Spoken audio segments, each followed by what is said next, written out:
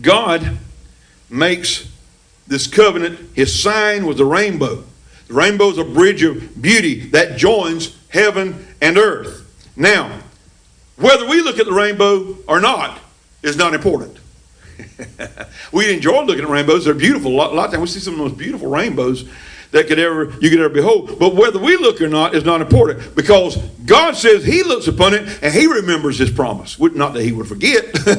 Not that God has got a mind like I do. He would forget.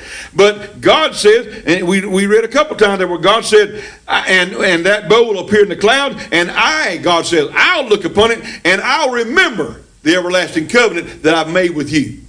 So God will look upon it. He'll remember his covenant. That's why there's never been a worldwide flood since then, and never will be, because God remembers his covenant that he made, the Noahic covenant. Listen, the Noahic covenant is still provided today. It's still in operation today. It didn't end with the passing of Noah. Listen, God says, just this week, dear precious lady, saint of God, I didn't change words with it. I didn't, it's not one of those things that's really worth, arguing over. But she made that famous statement that people say all the time. Well, the Bible says in the last day we wouldn't be able to tell one season from another. The Bible doesn't say that. It really, I want so bad to say that, but I don't want to burst her bubble. And she's a saintly, elderly woman, and very nice, and so I don't want to get into that debate with her. And, it's kind of hard to tell somebody they've been wrong all these years.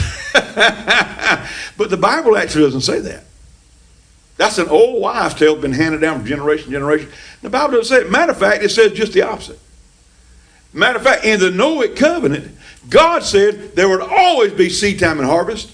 There would always be winter and fall, or winter and summer, or spring and fall. He said there'd always be the 4 seasons. Those things will be perpetual as long as this world stands.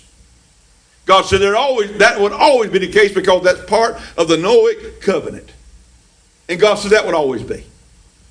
Now, granted, we sometimes, in the transition, sometimes it's hard to tell one from the other. Sometimes it depends on, but we always had the 4 seasons. One might seem longer than the other. One may seem shorter than the other. But we always have the 4 seasons in there.